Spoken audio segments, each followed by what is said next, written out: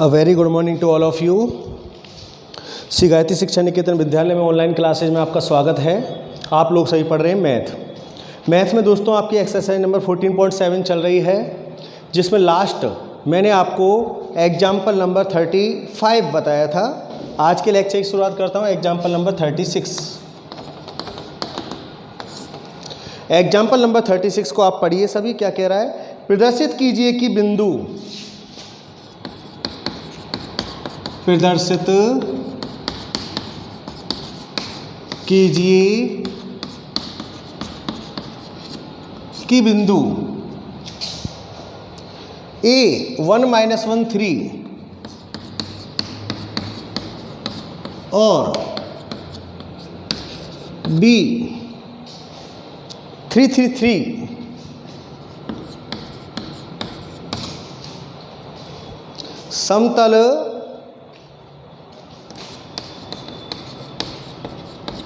समतल R vector dot 5 2 7 2 7 बराबर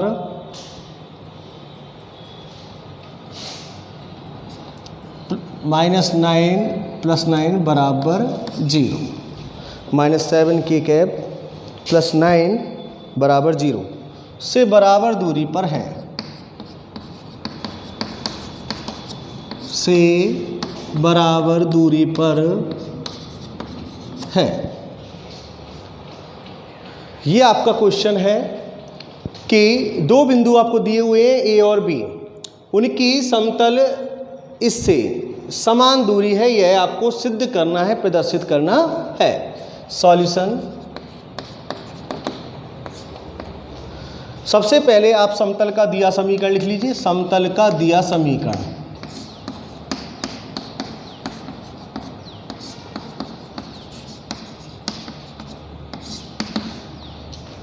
R vector dot 5i cap plus का 2j cap -7k cap plus का 9 बराबर 0। समतल के दिए इस समीकरण से आपको पता है क्या प्राप्त करना है जब आपको दूरी ज्ञात करनी किसी बिंदु से। समतल जो ये है वो आपको पता है कि इससे आपको क्या प्राप्त करना है, जहां n वेक्टर आपको दिख रहा है। क्या है n वेक्टर का मान? अच्छा, n वेक्टर भी ज्ञात करने से पहले समतल के दिए समीकरण को स्पष्ट रूप में लिख लीजिए आप। अभी ये स्पष्ट रूप नहीं है। R vector dot 5i cap plus का 2j कैप -7k कैप बराबर क्या आ गया? -9। इसको अभिलंब रूप में बदल लीजिए। अभिलंब रूप में बदलने के लिए क्या करेंगे? सबसे पहले माइनस का गुणा कर दीजिए, क्योंकि बराबर के उधर साइड डिस्टेंस आनी है, वो ऋणात्मक नहीं होती है। -5i कैप माइनस का 2j कैप प्लस का 7k कैप बराबर इधर क्या लिख दिया मैंने? 9, क्योंकि यहाँ पर ने क्या किया? माइनस का मल्टीप्लाई किया दोनों तरफ। इधर अपन ने अंदर कर दिया, इधर अपन ने प्लस का 9 बना लिया। अभिलंब रूप में परिवर्तित करने के लिए, अभिलंब रूप में परिवर्तित करने के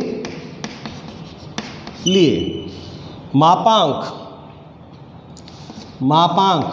-5i cap -2j cap plus 7k cap बराबर क्या आएगा मापांक इसका? -5 का स्क्वायर प्लस -2 का स्क्वायर प्लस 7 का स्क्वायर बराबर क्या आएगा दोस्तों? 25 और 4 29 और 49 डेट इज 78 का भाग लगाने पर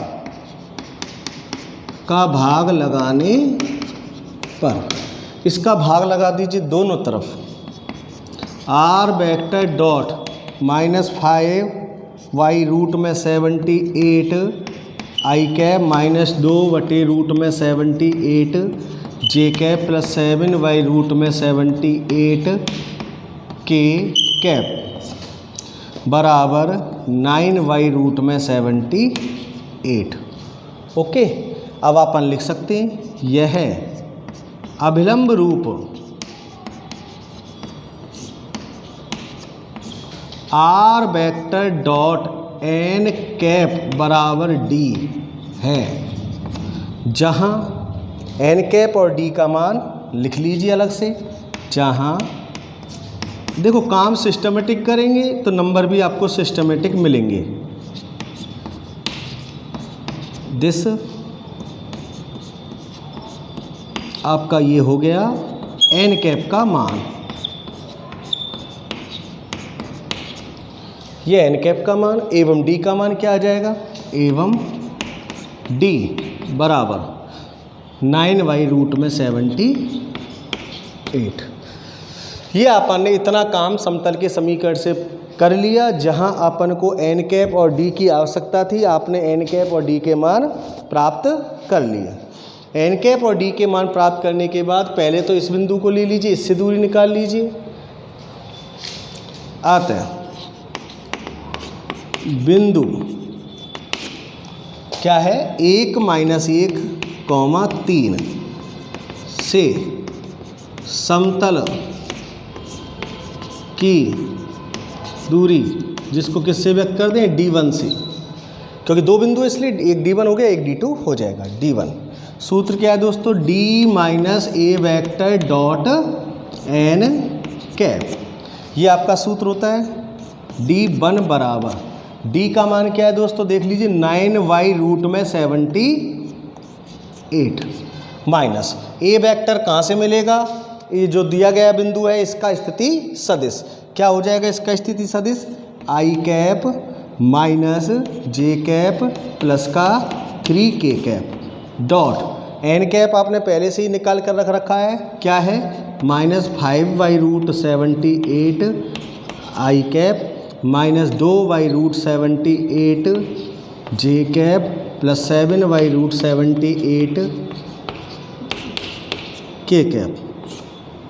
इस तरह से आपने इसको सॉल्व किया। यहाँ तक इतना आप लिख सकते हो पहले, क्योंकि मुझे मिटाने की आवश्यकता पड़ेगी। एक बिंदु और है 3,3,3, इसको मैं आगे लेकर चलूँगा।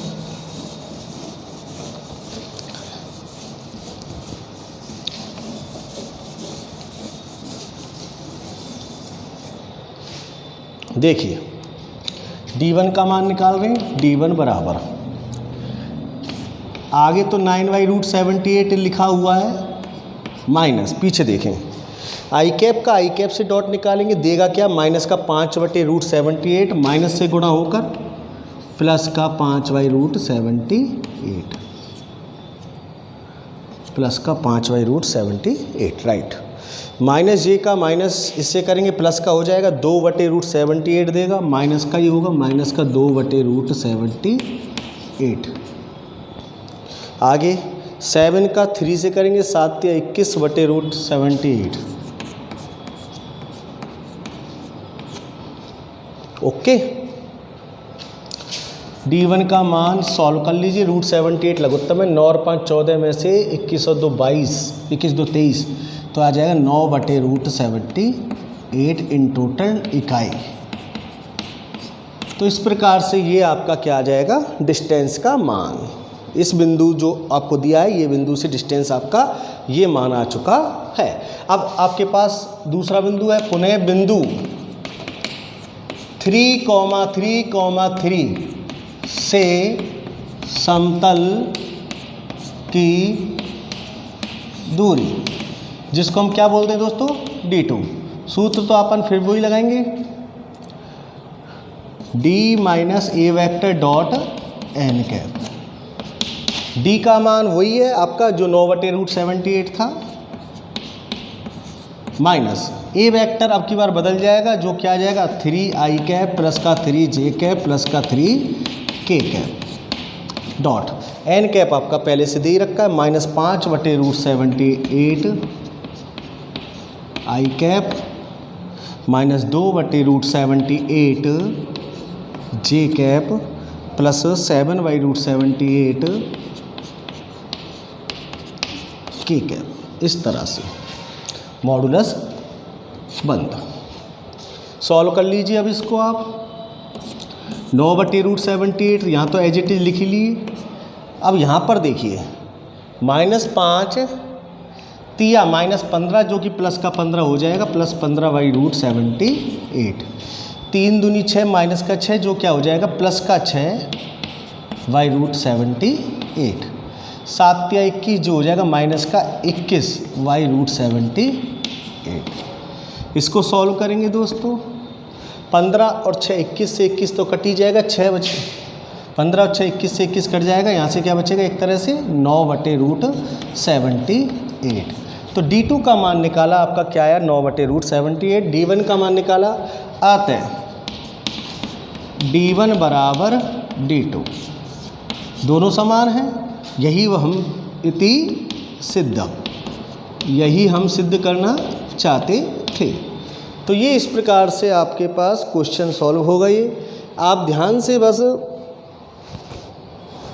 दिए गए, सबसे पहले अपन क्या काम होता है, जो समतल आपको दिया जाए उस समतल से आप अभिलंब रूप प्राप्त कीजिए, क्योंकि उसी अभिलंब रूप में आपको न केवल n कैप मिलेगा बल्कि आपको d भी मिलेगा। आपने सबसे पहले उसको अभिलंब रूप में परिवर्तित करके n कैप और d के मान प्राप्त किए।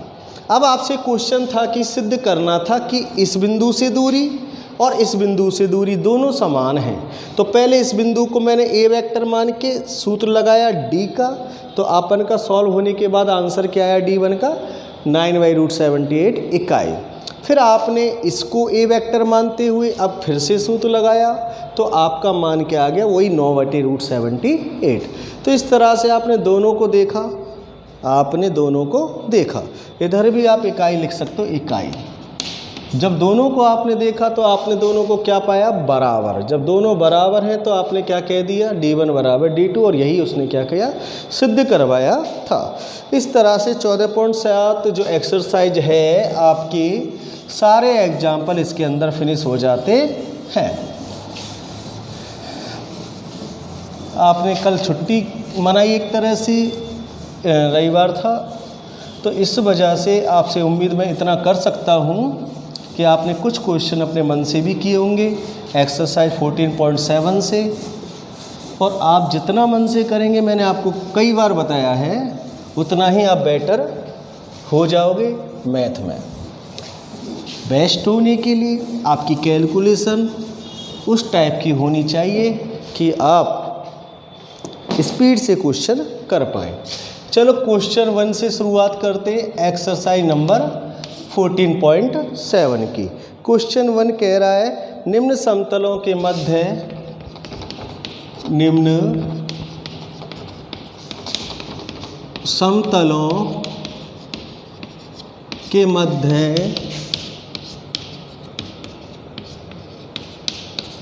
कोण ज्ञात करो। जो समतल आपको मिलेंगे 2-2-3 क्वेश्चन है। मन तो ऐसा है कि एक क्वेश्चन करा दूं, लेकिन हो सकता है सेकंड या थर्ड में आपको फिर समस्या आए, तो मैं पूरे क्वेश्चन यहाँ पर शेयर आपके सामने करूँगा। मेरा फ़र्ज़ है, मैं अच्छे से निभाने की कोशिश कर रहा हूँ। बस आपसे उम्मीद इतना कर रहा हूँ कि जो आपने अगर मन से किए हैं तो मिलाइए मेरे क्वेश्चंस के आंसर्स के साथ, और आपने यदि मन से नहीं किया, आपको कहीं समस्या आई, तो उसको फिर से समझिए। ओके, पहला question, r vector dot 2i - j + 2k, 2i - j + 2k cap बराबर में दे रखा है 6। ओके, तथा, अच्छा इसको यहीं की इक्वेशन नंबर फर्स्ट लिख लूँ, तथा r vector dot 3i + 6j - 2k, 3i + 6j - 2k बराबर, दोस्तों मैंने सीधा सॉल्यूशन करना स्टार्ट कर दिया है सवाल का, बराबर 9। इक्वेशन नंबर 2, ये आपने दोनों इक्वेशन दे दी, आपके सामने सवाल कंप्लीट हो गया। अब आपको इन दोनों समतलों के मध्य कोण ज्ञात करना है। ध्यान दीजिए आप लोग सभी। माना, क्या तरीका होता है, सबसे पहले मान लेते हैं, माना समतलों के मध्य कोण थीटा है। सबसे पहले आप लोग सूत्र लिखा करो। सबसे पहले आप लोग क्या लिखा करो? सूत्र। कि जब cos थीटा है तो सूत्र क्या होता है? समतल समतल के बीच का cos थीटा, that is n1 vector dot n2 vector what a modulus of n1 vector modulus of n2 vector. इस तरह से आपके सामने सूत्र होता है। अब आपके सामने यह क्वेश्चन होता है कि सर हमने सूत्र लिख लिया, अब हम n1 वेक्टर और n2 वेक्टर कैसे प्राप्त करें? खोपड़ी को घुमाओ और बताओ कि n1 वेक्टर कैसे प्राप्त करते आए हैं, कहाँ से मिलता था, होता क्या है। अपने आप क्वेश्चन को अपने दिमाग में दौड़ाओ, अपने आप प्राप्त होगा।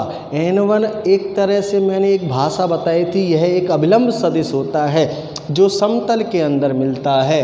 r वेक्टर का डॉट गुणनफल जिससे होता है वही आपका लगभग, वो भी आपका सॉल्व अच्छे से होना चाहिए, संतुष्ट अच्छे से होना चाहिए, तब जाकर वही क्या होता है आपका n1 वेक्टर। जहाँ n1 वेक्टर आपका ऊपर से मिल गया 2i कैप माइनस जे कैप प्लस का 2k कैप। क्लियर सी बात है। यह आपका किसका मान आ गया?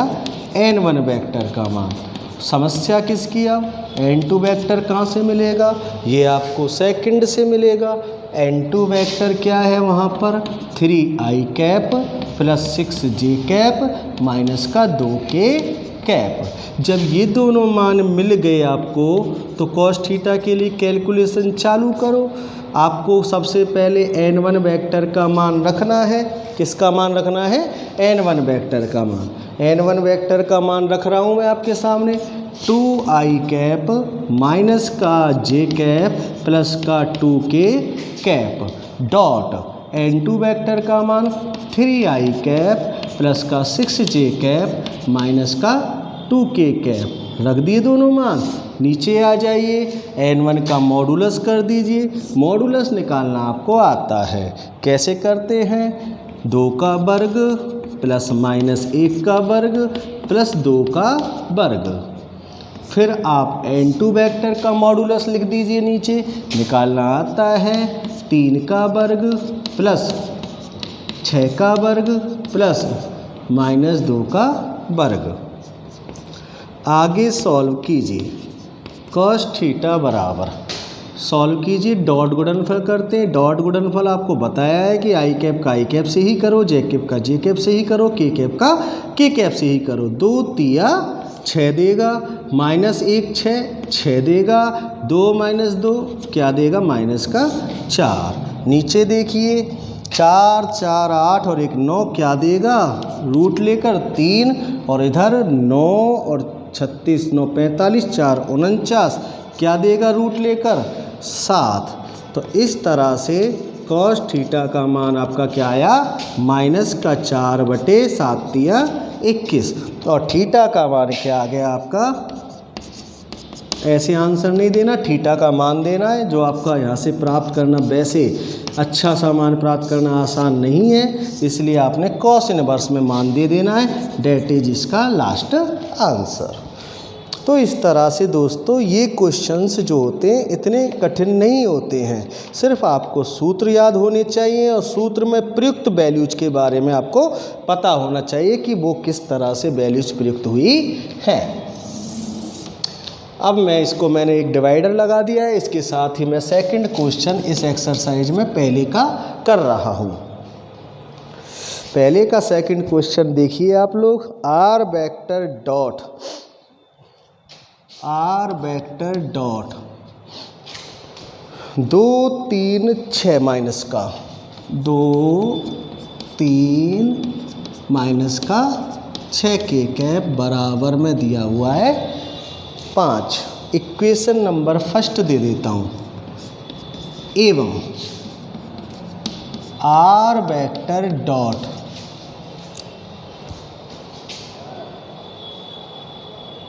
आई cap minus 2j cap plus का 2k cap, I cap minus 2j cap plus का 2k कैप बराबर में हो गया 9।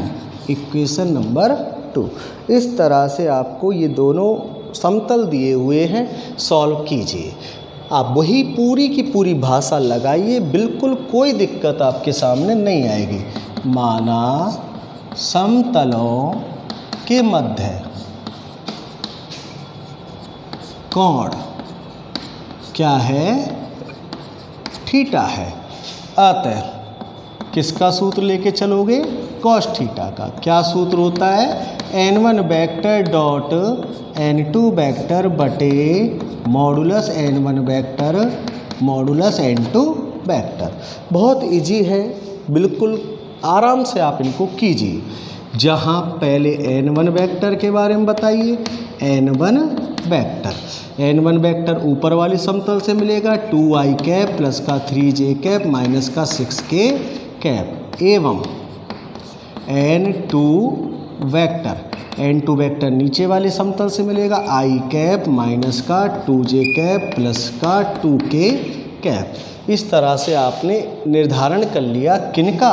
n1 वेक्टर का और n2 वेक्टर का। निर्धारण करने के बाद आप सूत्र में रख दीजिए इनके मान। Cos theta 2i cap plus का 3j कैप माइनस का 6k cap dot i cap minus का 2j कैप प्लस का 2k कैप। नीचे आएंगे इनके मॉडुलस। पहले इसका मॉडुलस आपको पता है 2 का वर्ग प्लस 3 का वर्ग प्लस माइनस 6 का वर्ग। फिर इसका मॉडुलस 1 का वर्ग प्लस माइनस 2 का वर्ग प्लस 2 का वर्ग। इस तरह से कॉस थीटा की कैलकुलेशन देखिए। आई कैप का आई कैप से कीजिए जो देगा 2, जे कैप का जे कैप से भी कीजिए जो देगा माइनस का 6 और के कैप का के कैप से कीजिए जो देगा माइनस का 12।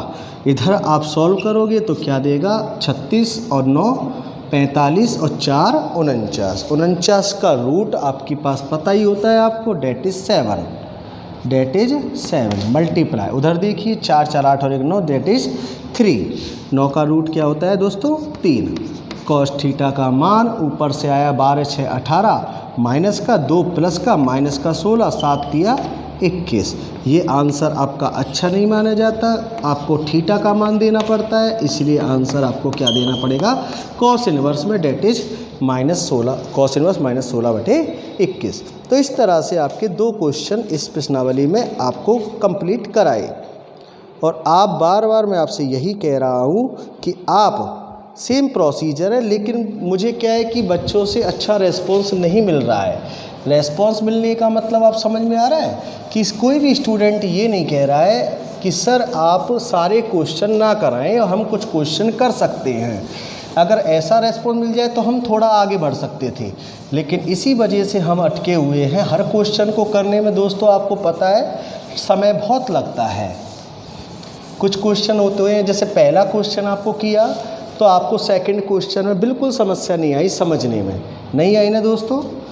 इसी तरह से सेकंड करने के बाद जो इसका थर्ड है उसमें भी आपको कोई समस्या नहीं आएगी, लेकिन फिर भी मुझे यहाँ पर करना पड़ रहा है। क्यों? क्वेश्चंस में कहीं आपको कोई भी मिसअंडरस्टैंडिंग नहीं होनी चाहिए। इसी उम्मीद के साथ मैं इन सभी क्वेश्चंस को करा रहा हूँ।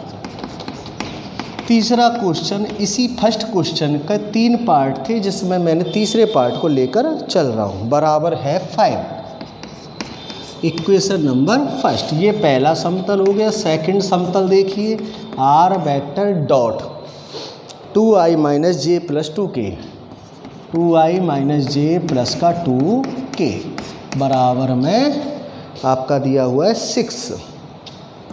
ये आपका सेकंड क्वेश्चन। माना वही घिसी-पिटी भाषा, माना समतलों के मध्य कोण क्या मान लो? थीटा है। अतः किसका सूत्र दोस्तों? कॉस थीटा का, that is n1 vector dot n2 vector बटे modulus of n1 vector modulus of n2 vector. अब आपको समस्या किस में कि n1 n2 कैसे प्राप्त करें, तो आपको पता ही है, मैंने तीसरी बार बता रहा हूँ। n1 वेक्टर मिलता है पहले समतल से जो यहाँ पर लिखा हुआ है i कैप प्लस का j कैप प्लस का 2k कैप। n2 वेक्टर आपको दूसरे समतल से मिलता है, r वेक्टर का डॉट गुणनफल 2i माइनस का j प्लस का 2k कैप। ये दोनों मान आप यहाँ पर रख दीजिए। n1 का मान क्या है दोस्तों, i प्लस का j प्लस का 2k कैप डॉट n2 का मान क्या है दोस्तों, 2i माइनस का j प्लस का 2k कैप। बटे में आ जाइए मॉडुलस इसका फिर मॉडुलस इसका। बताइए 1 का स्क्वायर प्लस 1 का स्क्वायर प्लस 2 का स्क्वायर, इसमें 2 का स्क्वायर प्लस माइनस 1 का स्क्वायर प्लस 2 का स्क्वायर। सिस्टमेटिक जितना काम करोगे गलतियाँ उतनी मिनिमाइज होंगी, अर्थात गलतियाँ आप नहीं करोगे। आई कैप का आई कैप से देगा क्या 2, जे कैप का जे कैप से देगा क्या -1, के कैप का के कैप से देगा क्या 1। नीचे आइए 1 और 1 2 और 4 क्या देगा ये रूट में 6 इंटू 4 4 8 1 9 का रूट क्या देगा 3 कॉस थीटा। सॉल्व करेंगे 4 और 2 6, 6 में से गया 1 तो 5 आया, 5/3√6। आंसर थीटा का देना है, थीटा बराबर कॉस इनवर्स 5/3√6। ये आपका आंसर आ जाएगा। इस तरह से आप इन सवालों को कंप्लीट करोगे। कोई बड़ी बात नहीं है इन सवालों को कंप्लीट करने का, आपको बिल्कुल समझ में आएंगे। इसके बाद आप सेकंड क्वेश्चन पढ़िए, कह क्या रहा है वो, और उनको करने की कोशिश करते हैं।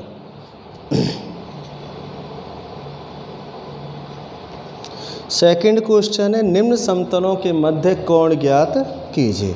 समतलों के मध्य ही कोण ज्ञात करने हैं आपको।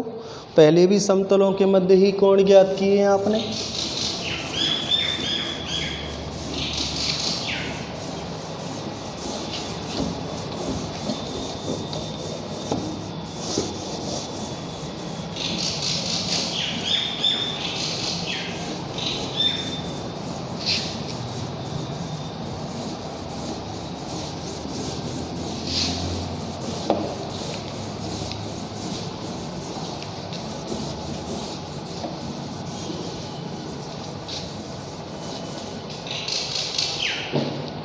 क्वेश्चन नंबर 2, निम्न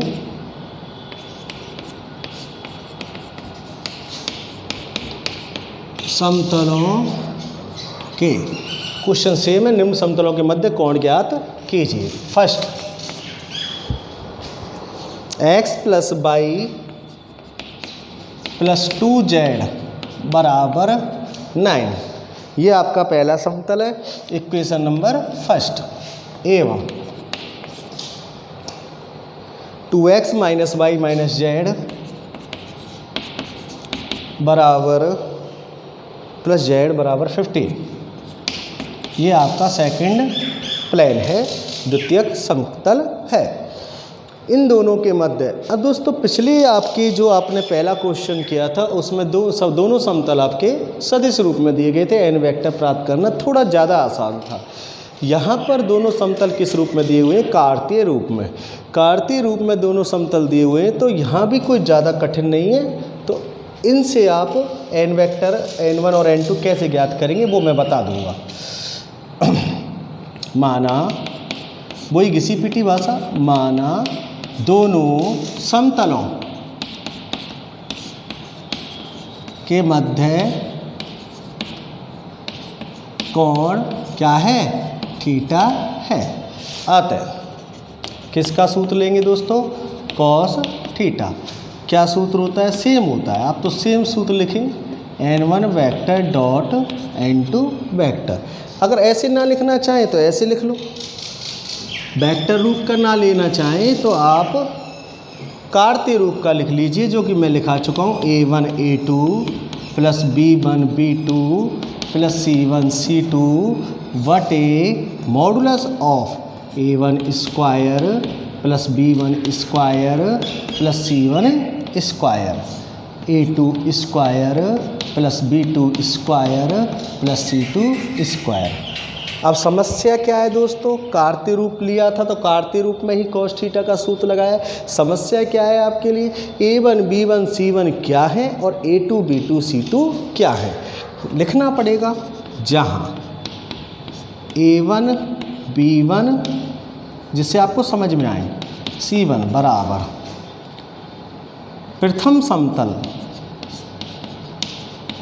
क्या होते हैं, प्रथम समतल के अभिलंब के, तभी आपके समझ में आएंगे। पहले भी मैंने बताया वैसे, प्रथम समतल के अभिलंब के दिक् अनुपात एवं A2 B2 C2 क्या है, द्वितीय समतल जो है, द्वितीय समतल के अभिलंब के दिक् अनुपात। ये A1 B1 C1 प्रथम समतल के अभिलंब के दिक् अनुपात है और A2 B2 C2 क्या है, द्वितीय जो समतल है उसके अभिलंब के दिक् अनुपात। कैसे मिलते हैं, जो x, y और z के गुणांक होते हैं वही आपके दिक् अनुपात होते हैं। x का गुणांक क्या है दोस्तों 1, y का गुणांक क्या है 1, z का गुणांक क्या है 2, इधर x का गुणांक क्या है 2, इधर y का गुणांक क्या है -1, इधर z का गुणांक क्या है 1।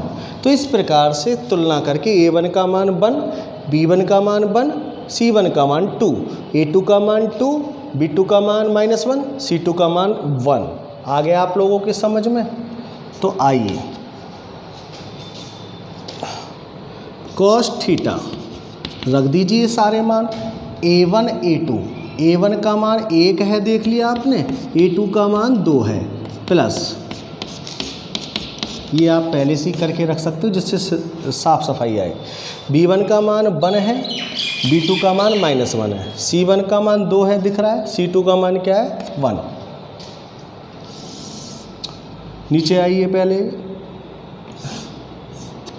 A1 square 1 square plus 1 square plus 2 square,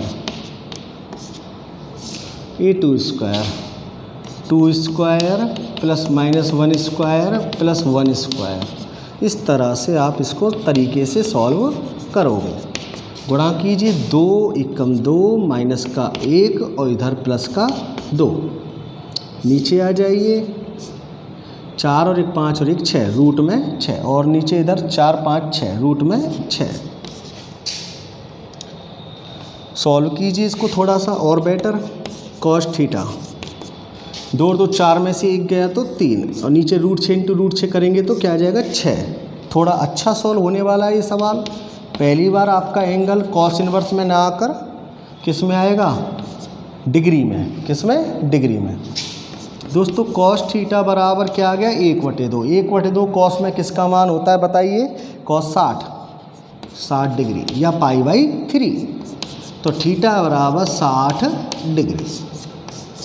ये आपका क्या आ गया आंसर, डिग्री में आया। पहली बार आपने देखा, उधर साइड से आपने सारे cos इनवर्स में आए थे क्योंकि अच्छे मान नहीं थे वो। ये आपका किस में आ गया, डिग्री में। ध्यान से आप इन चीज़ों को देखते रहें। डिग्री में लिखना है तो डिग्री में लिख दें, नहीं तो π/3 जो इसका रेडियन होता है माप, उस रेडियन में भी आप लिख सकते हैं। तो इस तरह से आप इन क्वेश्चंस को कंप्लीट करोगे। ये आपका हो गया सेकंड का फर्स्ट। अभी मैं सेकंड का सेकंड भी करा रहा हूँ, तो आप देखोगे आपके कुछ नहीं बदलेगा, समतल की समीकरण बदल जाएंगे। अभिलंब के दिक् अनुपात भी बदल जाएंगे इस दौरान। cos थीटा तो आपका चलेगा। मैंने वो ही मिटाया जिसकी मुझे ज़रूरत नहीं थी। जिसकी मुझे ज़रूरत दोबारा से होती, मैंने वो सारी चीज़ें लिखकर छोड़ दी हैं। समझ में आप लोगों के आ ही रहा होगा। ये बाकी का ये सूत्र भी कॉमन रहेगा। इधर आपके दिक् अनुपात भी आपके इसी तरह से लिखे जाएंगे, बस बदल जाएंगे। राइट, मैंने अपने लिए थोड़ा आसान बना लिया है और आपके लिए बार बार लिखना क्या है कि आसान हो जाएगा, अब नहीं लिखना पड़ेगा मुझे। 2x plus y plus, second जो क्वेश्चन है इसका वो लिख रहा हूँ मैं, 2x प्लस y प्लस नहीं माइनस y प्लस जेड बराबर 4। ये आपकी पहली इक्वेशन है समतल की। Second equation x plus y plus 2z बराबर में दिया हुआ है 3। ये आपकी सेकंड इक्वेशन है समतल की। साफ साफ आपको पता है दोनों समतलों के मध्य कोण थीटा लिखते हैं, ये आपका सूत्र लिखते हैं क्योंकि काटते रूप है, यही सूत्र होगा। बस a1 b1 c1 की चिंता है अपन को, वो कहाँ से मिलते हैं, x y z के गुणांक जो मिले 2 - 1 1। समझ में आ गया आप लोगों के, 2 - 1 1। इधर आप a2 b2 c2 के बारे में जाते हैं, द्वितीय समतल के अवलंब के दिक्कनुपात होते हैं, जो यहाँ से तुलना करके 1 1 2 क्या मिले दोस्तों, 1 1 एंड 2।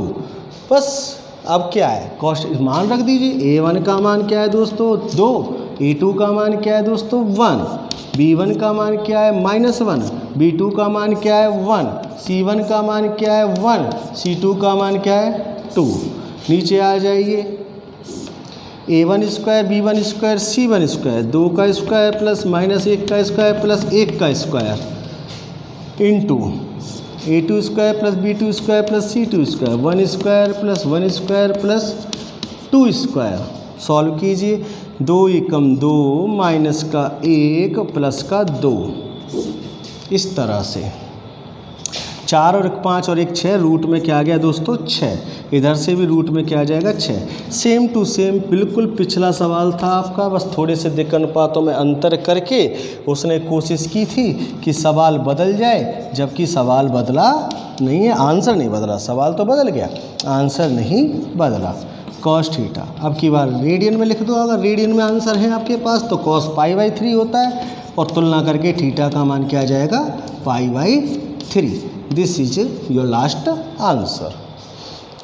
बहुत इजी है दोस्त सवाल, तो आप बस समझने की कोशिश करें। इसी का थर्ड क्वेश्चन देखें। अब आप लोग थर्ड क्वेश्चन क्या कह रहा है, तो मुझे आपको पता है क्या मिटाना है, सिर्फ समीकरण 1 और 2 बदल जाएंगे, बाकी का दिक्कनुपात हो सकता है बदल जाए। उसके बाद ये वाली कैलकुलेशन जो है वो आपकी बदल जाएगी। कोई दिक्कत तो नहीं है दोस्तों, मैंने बाकी का सेम क्वेश्चंस है, इसलिए मैंने ये वाला जो फंडामेंटल है मैंने इसको नहीं मिटाया है। थर्ड क्वेश्चन, x प्लस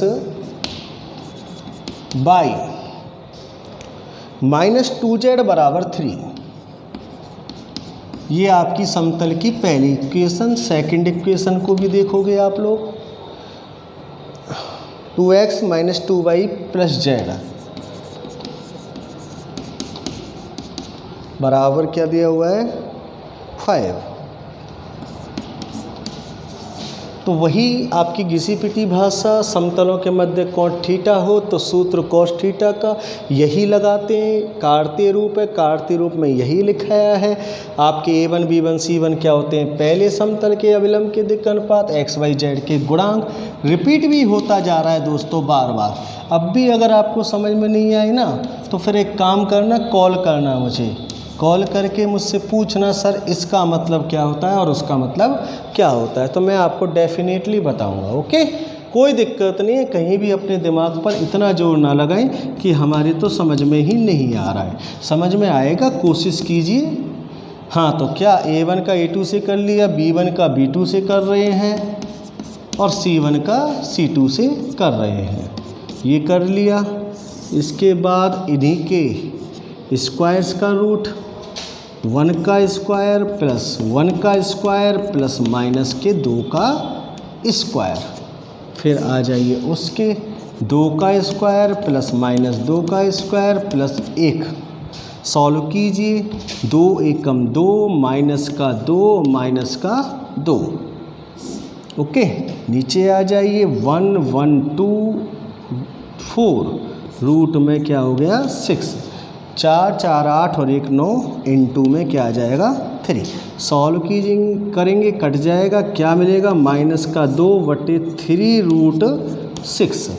तो ये तो आपको इसी तरह से दिखाना पड़ेगा, कॉस इनवर्स में माइनस का 2/3 रूट 6। ये आपका आंसर हो गया। तो इस तरह से आपके ये फॉर्मेलिटी मैंने की 14.7 में 2 क्वेश्चन आपके, जिसमें 6 क्वेश्चन हो गए टोटल, वो आपके मैंने कंप्लीट कराए। आपसे उम्मीद यही करता हूँ कि जो मैं करा रहा हूँ उनको तो आप डेफिनेटली घर पर अच्छे से कीजिए। जो क्वेश्चन मैं आपको करा रहा हूँ उनको डेफिनेटली आप घर पे अच्छे से कीजिए। मैं फिर कह रहा हूँ इन्हीं को आप दोबारा से अपने आप से कर लोगे तो ये भी आपके सॉलिड हो जाएंगे और आपको कहीं कोई समस्या नहीं आएगी। इसी के साथ आपसे उम्मीद ये करता हूँ कि आप और क्वेश्चंस में प्रयास करेंगे और कोई समस्या होगी तो मेरे सामने रखोगे। वाकई का मेरा काम तो है हर क्वेश्चन को आपके सामने रखना। मैं प्रत्येक क्वेश्चन को लेके चल रहा हूँ फ़िलहाल। ओके, इसी के साथ लेक्चर का एंड करता हूँ।